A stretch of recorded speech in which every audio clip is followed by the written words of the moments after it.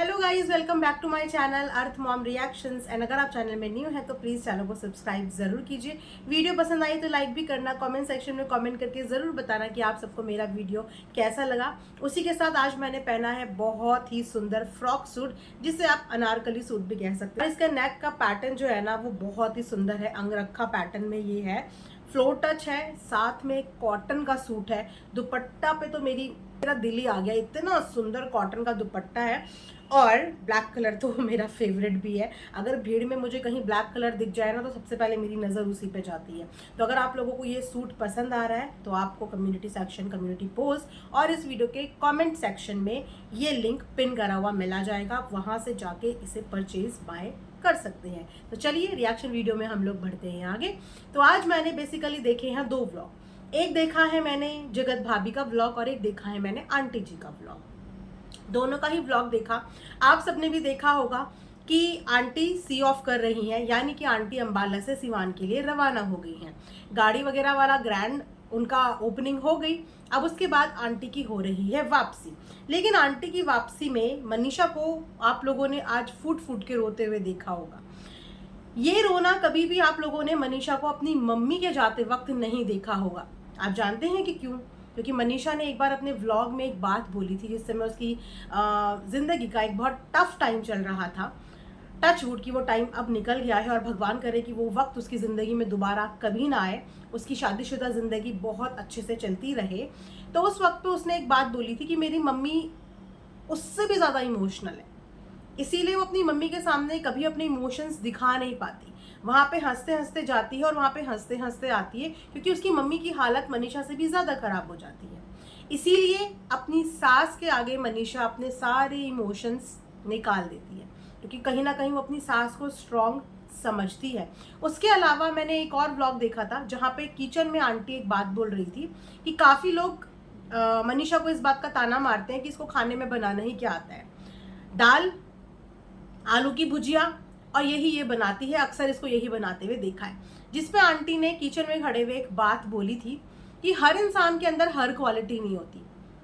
बहुत रेयर होता है कि एक सास अपनी बहू के लिए स्टेटमेंट दे और इस बात को एक्चुअली समझे कि हर इंसान हर चीज़ में परफेक्ट नहीं होता। कोई लड़की खाना बनाने में बहुत अच्छी होती है, कोई सिलाई कढ़ाई में बहुत अच्छी होती है, कोई क्लीनिंग में बहुत अच्छी होती है और कोई बाहर के काम में बहुत अच्छी होती है। लेकिन क्या होता है ना कि लड़कियों से एक्सपेक्टेशन इतनी हाई होती है आजकल कि वो हर चीज़ करे, तभी वो एक सर्वगुण लड़की है या महिला है। अदरवाइज अगर उसके अंदर खाना बनाने का टैलेंट नहीं है या उसके अंदर XYZ कोई टैलेंट की कमी है तो दुनिया उसे जज करने लगती है। लेकिन यहाँ पे आंटी ने एक अच्छी सास होने का कहीं ना कहीं एग्जाम्पल दिया है। वैसे अच्छी सास होने का एग्जाम्पल वो दे चुकी हैं। जो सास अपनी बहू का टूटता हुआ घर बचा ले वो डेफिनेटली माँ से कम नहीं है।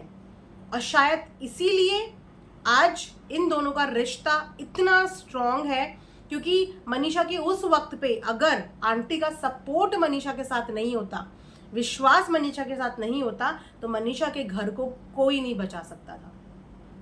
सिर्फ वही थी और आज भी वही है कि जब जब उंगलियां या बात मनीषा पे उठती हैं वो सामने खड़ी होके हर चीज़ अपने ऊपर ले लेती है, लेकिन मनीषा को बचा के रखती हैं। चाहे फिर वो नेगेटिविटी से हो, किसी कंट्रोवर्सी से हो, वो हमेशा मनीषा को बचा के रखती है, क्योंकि मनीषा उनके पूरे घर का एक सॉफ्ट टारगेट है।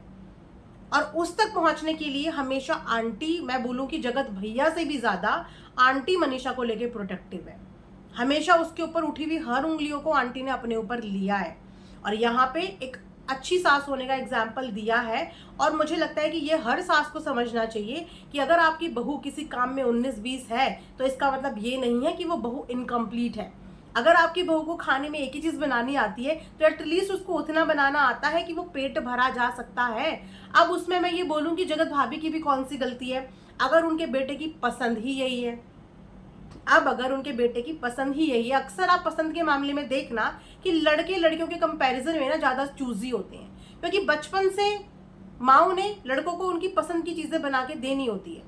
आज भी हमारे घरों में जो भाई लोग हैं या हमसे जो छोटे हैं उन्हें क्या पसंद होती है। अब मैं अगर अपने भाई का एग्जाम्पल दूँ, भिंडी की सब्जी और आलू, भिंडी की सब्जी और आलू, भिंडी की सब्जी और आलू। और अगर दाल की बात करूं तो अरहर मलका की दाल। इसके अलावा अगर चने उड़द की दाल बना दो तो उसको नाक मुंह सिकुड़ जाते हैं। इसके अलावा कोई और सब्जी बना दो भिंडी और आलू के अलावा तो उसके नाक मुंह सिकुड़ जाते हैं। तो ये पैम्परिंग ना बचपन से बेटों को माएँ देती हैं, उसके बाद वो उनकी आदत बन जाती है, उसके बाद वो किसी चीज़ को एक्सेप्ट ही नहीं करते।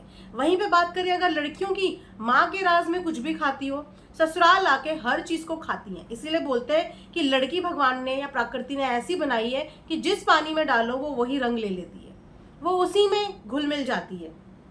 ये लड़की का नेचर भगवान ने बनाया है।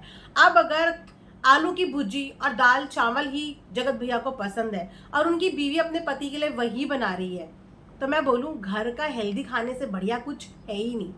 चाहे आप रोज़ दाल खाओ सेम, चाहे रोज़ सब्जी खाओ, लेकिन घर में बने हुए खाने का कोई तोड़ ही नहीं है। अच्छा है ना कि बाहर की कचर पचर चीज़ों से अच्छा है कि आप घर का कुछ खा लो। तो यहाँ पे आंटी ने अपनी बहू को खाने को लेके सपोर्ट किया है कि हर इंसान के अंदर हर क्वालिटी नहीं होती, और जिस तरीके से दोनों सास बहू एक दूसरे से अलग होते हुए रो रहे थे, वहां से इनका बॉन्ड भी समझ में आया। एक समय था कि इनके घर में इतना जहर घुल चुका था, इतना जहर एक दूसरे के लिए, कि आप लोग आज भी जब वो वीडियो व्लॉग देखते हो, आज भी वो बात चर्चा का विषय बनती है कि एक समय पे कैसा हालत थी इनके घर की। एक दूसरे के दुश्मन बने हुए थे, एक दूसरे को कितना अनाप शनाप बोलते थे। लेकिन अपनों की पहचान इंसान को तभी होती है जब उसकी एक बुरी स्थिति आती है, जब उसकी ज़िंदगी में कुछ ऐसी अड़चनें परेशानियां आती हैं, तब पहचान होती है कि अपने अपने ही होते हैं। आपको वो भले ही कितना डांट दें, कितनी कड़वी बातें बोल दें, लेकिन जब आप ज़िंदगी के ऐसे पड़ाव में आ जाएं जहाँ पे आपको कुछ समझ में ना आए, तो वहाँ पे आपका परिवार ही होता है जो आपका हाथ पकड़कर बोलता है कि हम हैं तेरे साथ और हम तुझे यहाँ से निकाल के ले जाएंगे। शायद वो एक टाइम था और आज एक टाइम है कि एक बहू अपनी सास के जाने पे इमोशनल हो रही है। वैसे उसके इमोशनल होने के और भी बहुत सारे रीज़न होते हैं। बहुत सारा इंसान अपनी ना फीलिंग्स बताता नहीं है कि वो अंदर ही अंदर क्या सोच रहा है, लेकिन खालीपन हर इंसान को महसूस होता है। खालीपन, उसके बाद दुनिया के ताने।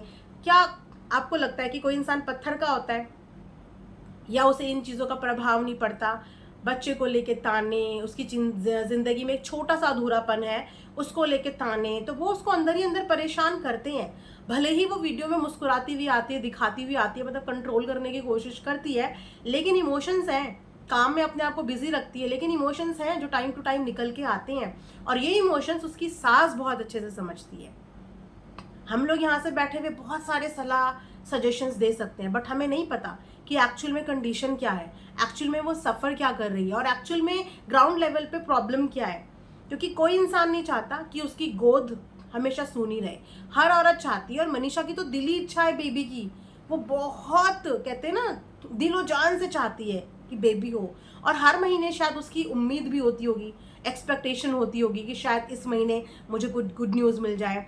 और जब उसे वो रिजल्ट नहीं मिलता होगा तो वो हर महीने टूटती होगी, उसको हर महीने प्रॉब्लम, परेशानियाँ, इमोशनल ब्रेकडाउन, ये सब चीज़ें होती होगी। और उसकी सास कहीं ना कहीं वो अधूरापन समझती है।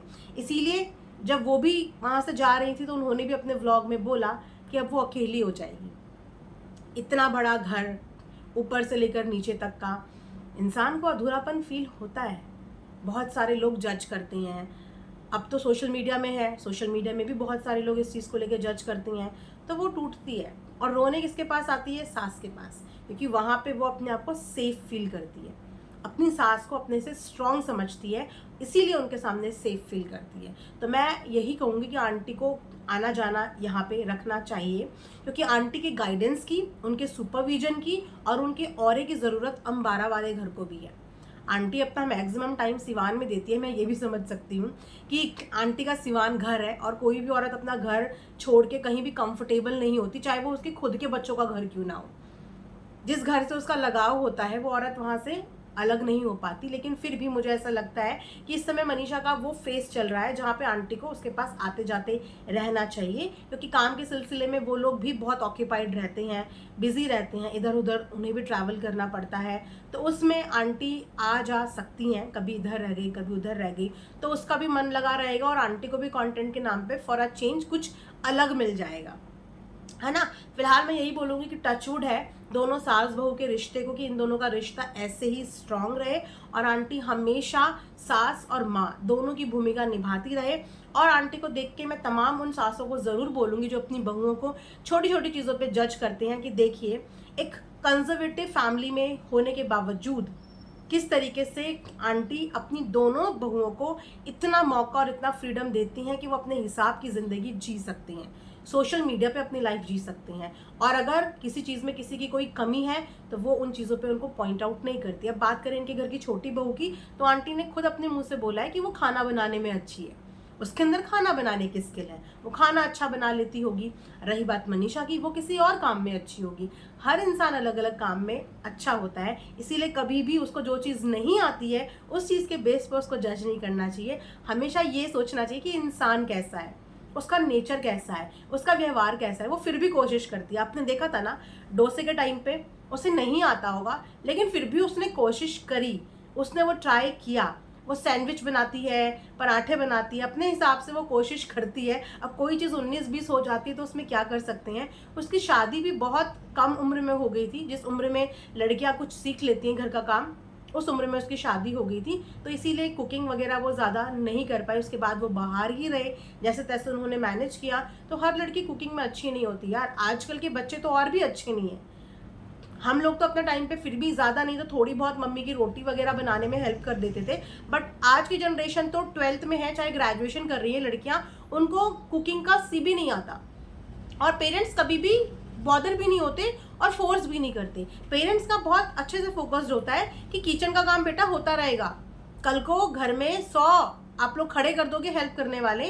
अगर आप अपने खुद के पैरों पे खड़े होगे तो पढ़ाई करो, पढ़ाई करो, कुछ ऐसी चीज करो जिससे आप इतना कमा पाओ। किचन का काम तो होता रहेगा। कि पेरेंट्स अपनी बेटियों को ये सिखाते हैं, बेटा हो चाहे बेटी हो, क्योंकि बेटे को भी तो बिठा के खिलाया जाता है। क्यों? क्योंकि बेटा जॉब पे कल को जाएगा। और आज के पेरेंट्स बेटियों के लिए भी यही सोचते हैं कि बेटियां भी जॉब करेंगी, अपने पैरों पे खड़ी होंगी, कमाएंगी। जरूरी नहीं है कि हम अपनी बेटियों को घर का चूल्हा चौका ही सिखाएं। बाकी हाँ, पेट भरने लायक हर इंसान को आना चाहिए, और मुझे लगता है कि पेट भरने लायक हर लड़की को और हर लड़के को आता ही है। वो इतना जरूर पका बना सकता है कि अपना पेट भर सके, है ना। तो ये बॉन्ड देख के मुझे तो बहुत अच्छा लगा पर्सनली। आप लोग जरूर कमेंट सेक्शन में बताना कि आप दोनों को इन सास बहू का बॉन्ड देख के कैसा लगा। मिलेंगे नेक्स्ट वीडियो में, तब तक अपना ढेर सारा ध्यान रखिए। Thanks for watching earth mom Dehradun.